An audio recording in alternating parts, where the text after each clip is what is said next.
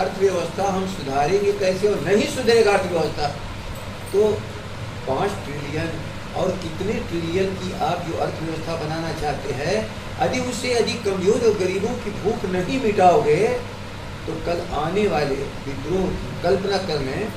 ये भारत को नुकसान करने वाले लोग हैं। हम लोग भारत को बचाने के लिए भविष्य में कोई ऐसा संघर्ष सामाजिक न हो जाए, उसको पहचानना और उस जगह इलाज करके सबको आगे बढ़ाना। सर ये एक सवाल मेरा फिर से, क्या इस बार चुनाव में जातीय जनगणना जो उपचुनाव हो रहे हैं उसमें मुद्दा रहेगा नहीं? हमारा मुद्दा हमेशा है। वो सरमाए जिन्होंने मुद्दा बनाया और नकार दिया गया। कैसे कहते हैं ना कि वो गठबंधन एक है, महागठबंधन याद रखिए नीतियों के आधार पर बनती है, व्यक्तियों के आधार पर नहीं। यदि व्यक्तियों के आधार पर बनी है तो गठबंधन नहीं है। हमारे महागठबंधन में कोई एक व्यक्ति, कोई एक भी पार्टी कहता है कि ये हमारी जातीय गणना नहीं होनी चाहिए, और उनमें डबल रोल में क्यों हो? क्यों डबल रोल में हो? इतनी बड़ी आबादी को भ्रम में क्यों डाल रहे हो? सीधा बोलो, या तो गठबंधन का यह नीति है और नीति नहीं है तो तुम उससे नीतीश कुमार अलग जाओ, तब समझेंगे कि तुम्हारी नीतियों में दम है।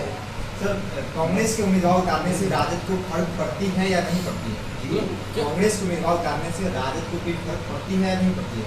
हम अभी नहीं समझ पा रहे हैं। दोनों सीट पर जो कांग्रेस की उम्मीदवार उतारी है उससे राजद को कोई फर्क पड़ती है या नहीं पड़ती है? कमाल कर रहे हो।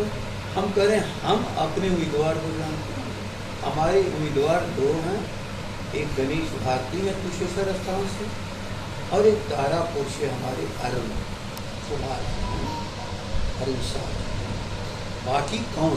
अब हम की सारे जितने लोग वहाँ उम्मीदवार हैं सबका आप जन्म कुंडली रखिए, कर्म कुंडली रखिए, सबका हिसाब रखिए। हम अपना हिसाब रखेंगे राजद के कार्यालय में कि हम इनों का हिसाब रखें कि कौन क्या कर रहा है। दोनों ही सीटों पर जीत का दावा कर रहे हैं।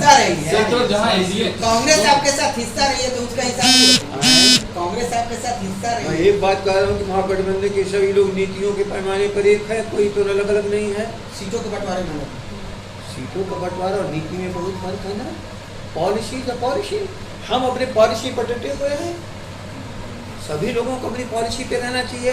नीतीश और भाजपा की पॉलिसी में अंतर है, उनका नकली एकता है और हमारा असली एकता है। दोनों सीटों पर जीत का दावा कर रही है, दोनों ही सीटों पर आरजेडी जीत का दावा करती है। अभी हम समझी नहीं रही। दोनों सीट पर जो विधानसभा उपचुनाव में अलग हो गई है, आपने भी प्रत्याशी उतार दिया, कांग्रेस ने उतार दिया है, क्या लगता है ये फ्रेंडली मैच होगा या फिर तकरार शुरू हो गई? भाई वो शिकार कोई अलग नहीं है। हम लोग देश के भीतर इन दंगाइयों उन्मादियों के खिलाफ कांग्रेस को ही एक राष्ट्रीय पार्टी मानते हैं हम लोग, इसलिए कोई प्रश्न ही नहीं है किसी के अलग होने का। अभी प्रत्याशी तो अलग उतार दी ना, आपकी शक्ति तो बट गई, जो महागठबंधन की उसकी शक्ति। महागठबंधन ने भी तेजस्वी जी को नेता माना है। आज भी कोई नहीं कह रहा है महागठबंधन के नेता तेजस्वी जी नहीं है। कहाँ अलगाव और गिलगाव है?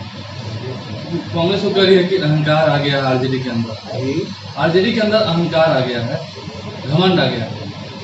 अहंकार एक ऐसा शब्द है जिसको तलाशना बहुत मुश्किल है। इसलिए अहंकार व्यक्ति में भले हो सकता है, संगठन में होता ही नहीं है।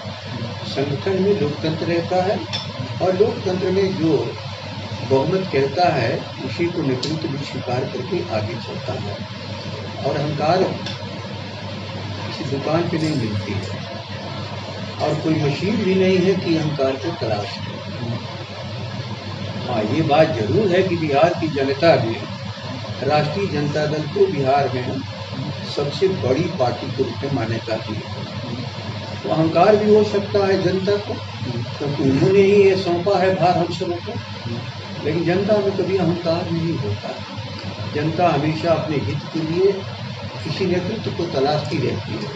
और इस विपत्ति की घड़ी में जब उन्मादी लोग लगता है कि देश को कुशल देंगे, उस समय कोई प्रश्न ही नहीं है कि किसी दल के भीतर अहंकार आ गए। सबों को मिलजुल करके लड़ना है उन अहंकारियों से जो इस देश को समझते हैं कि हमने इसको खरीद लिया है। अन्नदाताओं को जो कुचल रहे हैं, अहंकार वहाँ है। और सबको अपनी दृष्टि वहाँ तक ले जानी चाहिए कि अहंकार कहाँ पे है। सवाल